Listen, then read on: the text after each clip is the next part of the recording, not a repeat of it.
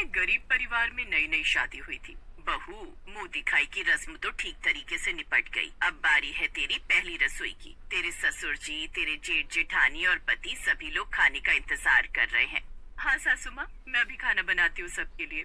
नेहा के ससुराल एक गांव में थी। एक कच्चा सा टूटा फूटा मकान था। नेहा भी ज्यादा अमीर खानदान की नहीं थी। खैर, नेहा इधर उधर जाकर रसोई ढूंढने लगी। तभी उसके पति मुरली ने उससे कहा, अरे नेहा, इधर उधर क्या देख रही हो? अरे मैं रसोई घर ढूंढ रही हूँ। चलो चलो, मैं तुम्हें दिखाता हूँ रसोई घर। मुरली नेहा को घर के बाहर आंगन में ले गया, जहाँ पर एक मिट्टी का चूल्हा बना हुआ था। ये आपकी रसोई है? तो अब मुझे पता चला कि मेरे पिता ने मुझे दहेज में रसोई का सारा सामान क्यों दिया है। मुरली जी, उस बोरे में कुछ सामान रखा है, उसे निकाल दीजिए। वहीं पर 2-3 बोरे में कुछ सामान रखा था। मुरली ने जब खोला तो एक बोरी में तो ढेर सारे बर्तन थे, दूसरे बोरे में एक छोटे वाला गैस सिलेंडर था और तीसरे बोरे में ढेर सारे मसाले और कुछ हरी भरी सब्जियां भी थी। अब यहाँ मैं खुले में तो खाना बना नहीं सकती। ऐसा कीजिए, चारों तरफ बांस काटकर चारों तरफ से कपड़े से घेर दीजिए, ताकि मैं सुकून से अंदर बैठकर खाना बना सकूं। मुरली ने आंगन में चारों कोनों पर लकड़ी के बांस लगा दिए, फिर कपड़े से ही तंबू बनाकर एक रसोई घर बना दिया। अब रसोई घर में सारा सामान भी नेहा का ही था। उसने सभी के लिए खाना बनाया और सभी को खाना बहुत पसंद भी आया। खाना बहुत स्वादिष्ट है।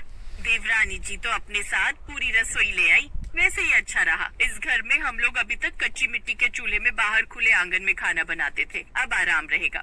नेहा की नई नई शादी हुई थी, इसीलिए वो उस वक्त कुछ नहीं बोली। सिर्फ मुस्कुराकर उसने सभी का अभिवादन स्वीकार किया। आज नेहा और मुरली की सुहागरात थी। सुहागरात के अगले दिन सुबह सुबह उसकी जेठानी रसोई घर की तरफ गई और गैस जलाकर चाय बनानी शुरू कर दी। भाभी, ये क्या कर रही हैं आप? अरे नेहा, मुझे लगा तू थक गई होगी, इसलिए मैं ही सबके लिए चाय बना देती हूँ। वो सब तो ठीक है भाभी, लेकिन ये रसोई घर मेरा है। आपने कभी सपने में भी गैस सिलेंडर और इतने अच्छे अच्छे बर्तन देखे हैं? तुम मेरी बेइज्जती कर रही हो। अपने मायके से दहेज में रसोई का सामान क्या ले आई? खुद को बहुत बड़ी महारानी समझने लगी। नेहा ने सबके लिए चाय बनाई। जब बारी आई खाना बनाने की, तब उसकी सास धोखे से उसके रसोई घर में पहुँच गई। चलो, ये अच्छा रहा, बहू अपने साथ पूरा रसोई घर ले आई है। तभी वहाँ पर नेहा आ गई। सासू माँ, मेरे रसोई घर में आप क्या कर रही हैं? तुम्हारा रसोई घर? ये कैसी बातें कर रही है बहू? मेरे घर वालों ने मुझे दहेज में रसोई क्या दे दी?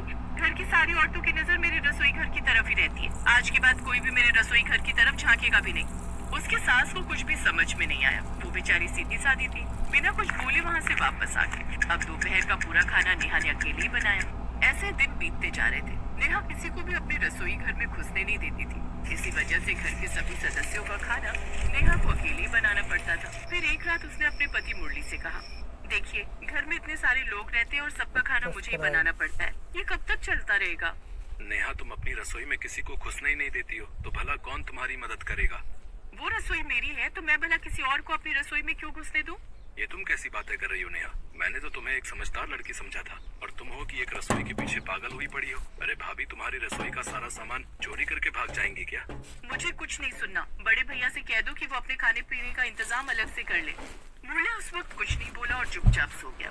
अगले दिन वो अपने खेतों में अकेले बैठकर कुछ सोचने लगा। मैंने कभी सपने में भी नहीं सोचा था कि नेहा इस तरह की निकलेगी। यही सब सोचते सोचते काफी वक्त बीत गया और मुरली अपने घर वापस चला गया। लेकिन उसने घर आकर देखा तो नेहा अपनी भाभी और सास से लड़ झगड़ रही थी। ये रूप मुरली ने उसका पहले कभी नहीं देखा था। नेहा, ये क्या कर रही हो तुम? तुम्हें अपनी भाभी और माँ से बात करने की तमीज नहीं है क्या? मैंने तुमसे कल ही कहा था कि हम दोनों के रसोइयों को अलग अलग हो जाना चाहिए। मैं अपनी दहेज की रसोई में किसी की भी नजर नहीं लगने देना चाहती। जब देखो तब ये दोनों मेरी रसोई में घुसने की कोशिश करती रहती हैं। बहू, यह सब क्या बोल रही है तू? हम सबको हमेशा मिलजुल कर रहना चाहिए, और सब अपने ही लोग हैं भाई। तेरी रसोई का सामान लेकर कोई भाग थोड़े ही जाएगा। मुझे सबसे ज्यादा अपनी दहेज की रसोई प्यारी है। इससे बढ़कर मेरी जिंदगी में और कुछ भी नहीं। नहीं नहीं, ये रसोई क्या, ये पूरा घर भी तुम्हारा ही है। तुम ऐसा करो, अपनी रसोई और अपना घर लेकर अकेले रहो। हम सब यहाँ से जा रहे हैं, अकेले ही मजे करो। कोई तुम्हारे बीच में दखल अंदाजी नहीं करेगा। हाँ हाँ, मुझे भी किसी की जरूरत नहीं। जिसको देखो मेरी दहेज की रसोई के पीछे ही पड़ा रहता है। घर के सारे लोग मुरली को समझाते रहे, लेकिन मुरली का गुस्सा अब हद से ज्यादा बढ़ चुका था। उसने जल्दी जल्दी अपना, अपने माता पिता का और भैया भाभी का सबका सामान पैक किया और सबको लेकर वहाँ से निकल गया। नेहा अब उस घर में अकेली बची थी। अब मैं इस घर में अकेली रहूंगी और मुरली का क्या है, वो 2-3 दिन में मेरे पास आ ही जाएगा। गांव से थोड़ी दूर पर मुरली के परिवार का खेत था। वहीं पर वो लोग तंबू बनाकर रहने लगे। वहीं पर उन लोगों ने कच्ची मिट्टी का चूल्हा बना लिया और खाना बनाने लगे। उन लोगों की तो गरीबी में रहने की आदत थी, इसीलिए वो लोग अपनी जिंदगी वहाँ पर फिर से उसी तरह जीने लगे। मुरली, मुझे लगता है तूने गलत किया है बहू के साथ। नहीं माँ, मैंने बिल्कुल सही किया है। इससे अच्छा तो मैं शादी ही नहीं करता। दहेज में रसोई क्या ले आई? अपने आप को बहुत बड़ी महारानी समझने लगी। नेहा को अब वो घर काटने को दौड़ने लगा। गांव की औरतें उसे ताना मारने लगी। ये देखो इस बहू को, इसको अपनी रसोई से ज्यादा कुछ प्यारा नहीं है। भगवान ऐसी बहू और ऐसी औलाद किसी को ना दे।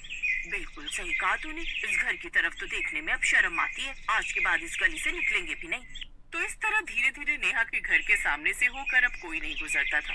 उसके आसपास कोई इंसान तो क्या, कोई परिंदा भी नहीं जाता था। उसे अकेले अब डर लगने लगा। इस घर में तो मुझे डर लगने लगा है। 2 महीने हो गए, मुरली अभी तक लौट कर नहीं आया। लगता है मैंने कुछ ज्यादा बोल दिया।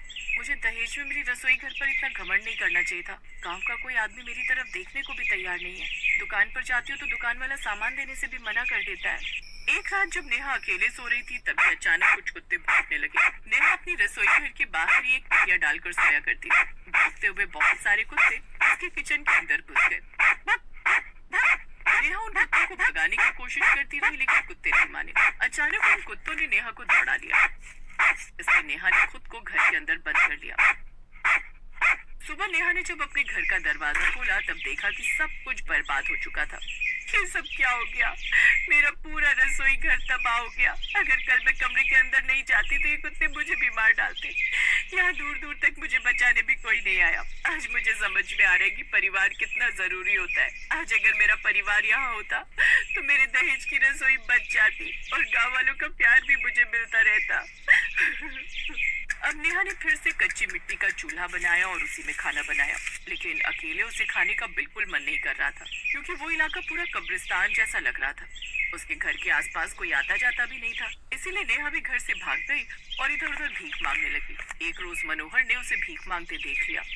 नेहा, तुम यहाँ भीख क्यों मांग रही हो? वहाँ पर उसके सब घर वाले भी मौजूद थे। नेहा तुरंत सबके पैरों में गिर पड़ी। उसने सारी बात अपने परिवार को बताई। मुझे समझ आ गया माँ, कि परिवार से बढ़कर कुछ नहीं। ऐसे हजारों रसोई कुर्बान है परिवार के ऊपर। चलो, कम से कम अपनी गलती का एहसास तो हुआ। चलो फिर से एक नए सफर की शुरुआत करते हैं। वो सब फिर से अपने पुराने घर लौट आए। सभी लोग मिलजुल कर प्यार से रहने लगे।